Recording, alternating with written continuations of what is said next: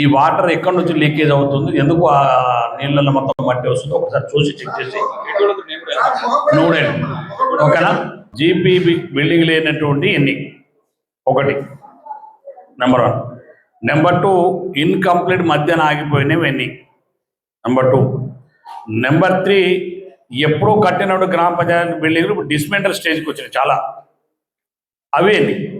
So ఇవన్నీ కూడా. తర్వాత అంగన్వాడీ సెంటర్లు, కొత్త సెంటర్లు, అసలు సెంటర్ లేనటువంటి వాటి అన్ని. తర్వాత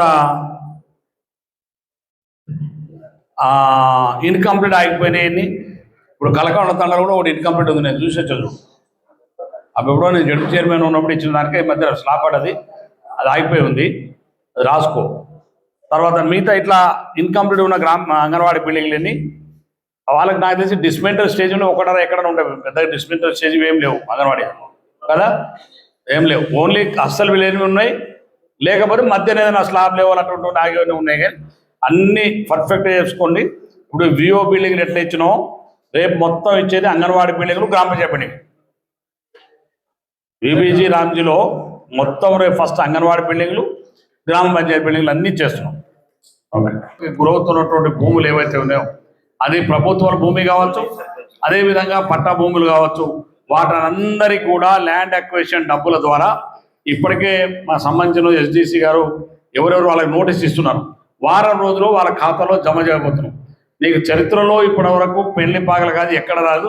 160 కోట్ల రూపాయలని ఇవాళ ల్యాండ్ అక్విజిషన్ కొరకు ఈ జిల్లాలో మన పెళ్లి పాగల కింద రైతులకు ఇచ్చేటువంటి కార్యక్రమాన్ని ఈ మాసంలో పూర్తి చేయబోతున్నాం. ఇప్పటికే డబ్బులు వచ్చినాయి.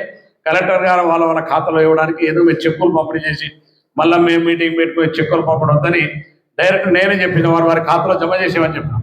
కాబట్టి పెళ్లిపాయల ప్రాజెక్టు కింద ఈ నేడుగొంగ గ్రామానికి సంబంధించినటువంటి సర్పంచ్ గారికి మీకు ఉన్నటువంటి భూమిని, ఇప్పుడు ఉన్నతున్న భూమిని డబ్బులు ఇస్తున్నాం. ఈ వారం డబ్బులు పడిపోతున్నాయి. మిగిలిపోయిన రైతులు చాలామంది ఆ భూమిలో ఉన్నారు. ఆ భూమిలో వాళ్ళు ఎంజాయ్మెంట్ సర్వే చేసి మొత్తం వాళ్ళ పట్టాలు వాళ్ళందరికీ ఎవరైతే ఆ భూములలో దున్నుకొని సాగు చేసుకుని అయితే ఉన్నారో ఆ రైతులందరూ కూడా పట్టాలు ఇప్పించేటువంటి బాధ్యత నాకు. సో ఈ క్లియరెన్స్ చేసుకొని మనం ముందుకు వెళ్తాం. ఈ కార్యక్రమంలో పాల్గొంటున్న మీ అందరికీ పేరు పేరున ధన్యవాదాలు.